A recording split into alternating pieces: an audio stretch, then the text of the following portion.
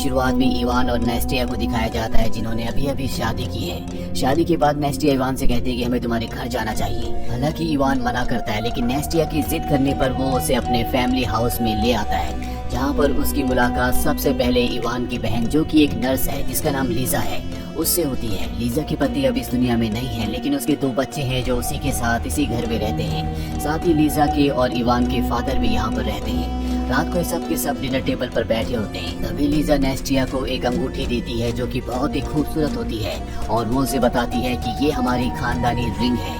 और जब वो उसे अंगूठी देती है तो इवान को बिल्कुल भी अच्छा नहीं लगता।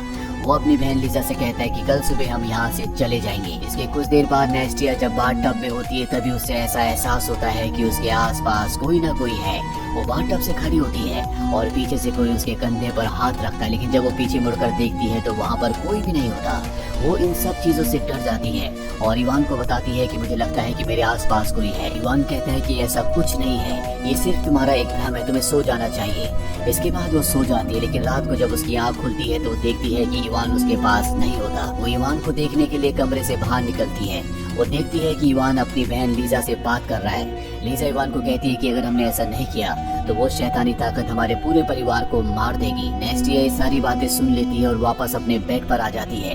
कुछ देर बाद इवान उसके पास आता है और उसे कहता है कि कल सुबह हम यहाँ से निकल जाएंगे। पर जब सुबह नेस्टिया उठती है तो वो देखती है कि इवान उसके पास नहीं सोया।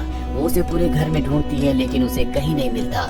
तभी लीजा बताती है कि इवान अपने दोस्तों से मिलने के लिए शहर चला गया है। ये सुनकर नेस्टिया को बहुत अजीब लगता है। वो इवान को कई बार कॉल भी करती है लेकिन उसका फोन नॉट रीचेबल होता है।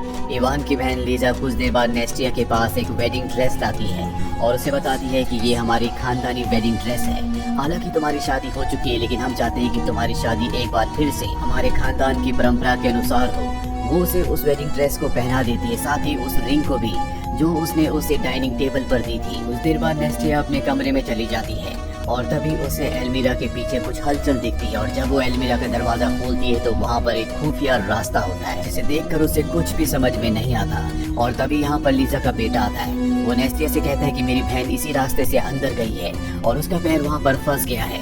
दरअसल ये जो रास्ता है ये हर एक कमरे के अंदर से निकलता है, यानी कि इस रास्ते से किसी भी कमरे में जाया जा सकता है। और अब नेस्टिया और लीजा का बेटा दोनों के दोनों अंदर चले जाते हैं, जहाँ पर इन्हें लीजा की बेटी भी मिल जाती है। लेकिन नेस्टिया यहाँ से एक और कमरे में जाती है जहाँ पर उसे कई सारे फोटो फ्रेम्स मिलते हैं, लेकिन वहाँ पर एक अजीब सा फोटो फ्रेम होता है जो पूरी तरह से नेगेटिव की तरह होता है। और तभी इन्हें अपने सामने एक साया दिखता है जिसे देखकर सबके सब डर जाते हैं। लीजा का बेटा कहता है कि वो आ गई। नेस्टिया को कुछ भी समझ में नहीं आता और ये सब के सब वहाँ से बाहर आ जाते हैं। बाहर आने के बाद नेस्टिया अपने आप को शीशे में देखती है, लेकिन तभी उसे एहसास होता है कि जिस साये को शीशे में देख रही है वो उसका साया नहीं है, बल्कि उसी की तरह दिखने वाला कोई और साया है। नेस्टिया अपने आप को बचाने के लिए बाहर भागती है, लेकिन वो साया शीशे से निकलकर उसका पीछा करना शुरू कर देता है।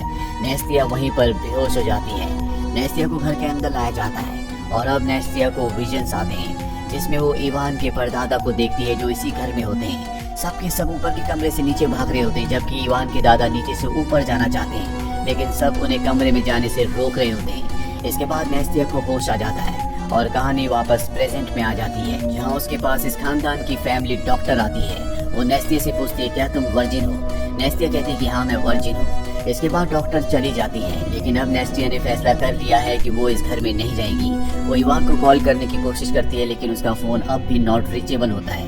वो उसे मैसेज कर देती है कि मैं घर छोड़कर जा रही हूँ। और जब वो यहाँ से निकलने के लिए अपनी गाड़ी में बैठती है तभी वो घर से डॉक्टर को निकलते हुए देखती है। तो डॉक्टर पर पहले से शक होता है, इसीलिए वो उसका पीछा करती है और वो देखती है कि डॉक्टर एक घर के अंदर गई है जिस घर के अंदर इवान को कैद किया गया है। डॉक्टर उसे नशीली दवा पिला रही होती है और जब डॉक्टर वहाँ से चली जाती है तो नेस्टिया खिड़की के पास जाती है। इवान उसे देख लेता है और उसे कहता है कि तुम भाग जाओ और ठीक उसी पल हम उसके पीछे एक ब्राइट का साया देखते हैं। अब नेस्टिया यहाँ से भागना चाहती है, लेकिन ब्राइट के उसके पीछे आने से उसकी पूरी की पूरी शक्ति खत्म हो जाती है और वो एक गड्ढे के अंदर गिर जाती है। नेस्टिया को बहुत कमजोर फील हो रहा होता है और तभी यहाँ पर इवान के फादर आ जाते हैं जो नेस्टिया को गड्ढे से निकाल कर घर के अंदर वापस ले जाते हैं, जहाँ पर इवान की बहन और डॉक्टर दोनों उसे कुछ ड्रिंक पिलाते हैं जो कि बेहोशी की दवा होती है, जिसे पीने के बाद नेस्टिया सो जाती है और एक बार फिर से वो अतीत में चली जाती है। उसे विजुअल्स आने शुरू हो जाते हैं, जैसे कि उसे पिछली बार आए थे, जहाँ पर उसने देखा था कि इवान की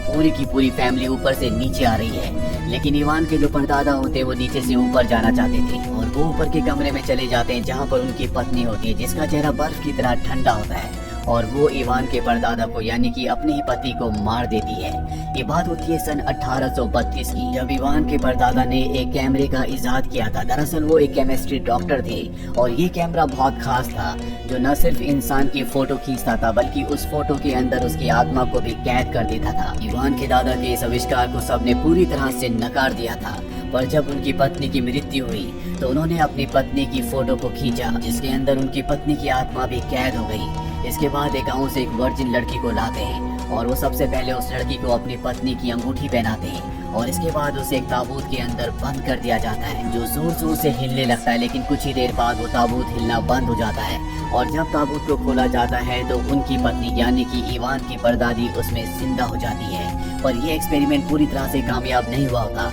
हालांकि वो जिंदा तो हो चुकी है, लेकिन अब वो पूरी तरह से बदल चुकी है, वो इंसान नहीं रही। इसके बाद उसे ऊपर कमरे में लाया जाता है और जब उसे होश आता है तो सब उसे देखकर डर कर नीचे भाग रहे होते हैं। पर इवान के दादा ऊपर चले जाते हैं, जिसके बाद उनकी मृत्यु हो जाती है। नेस्टिया होश में आ जाती है, उसे पूरी हकीकत पता चल चुकी है, इसलिए वो घर से भागने की कोशिश करती है, लेकिन उसे पकड़ लिया जाता है और नीचे बेसमेंट पे बांध कर रख दिया जाता है। यहाँ पर इवान की दादी की बॉडी भी होती है, जो कई सालों से यहाँ पर है और अब उसके अंदर एक बार फिर से शैतानी आत्मा अपना कब्जा कर लेती है और वो बॉडी धीरे धीरे नेस्टिया की तरफ बढ़ना शुरू कर देती है। हालांकि नेस्टिया यहाँ से भागना चाहती है, लेकिन उसे बांधा गया है और इससे पहले कि वो बॉडी नेस्टिया तक पहुँचती, यहाँ पर इवान आ जाता है। वो नेस्टिया को उठाकर अपने साथ गाड़ी से यहाँ से ले जाता है। वो नेस्टिया से कहता है कि मुझे माफ कर दो, मुझे नहीं पता था कि मेरा परिवार तुम्हारे साथ ऐसा सलूक करेगा। दरअसल ये एक डीमन है जो सदियों से हमारे परिवार के ऊपर हावी है और अगर मेरे परिवार ने उसकी आत्मा को तुम्हारी बॉडी के अंदर ट्रांसफर नहीं किया तो वो डीमन मेरे पूरे परिवार को नुकसान पहुंचाएगा।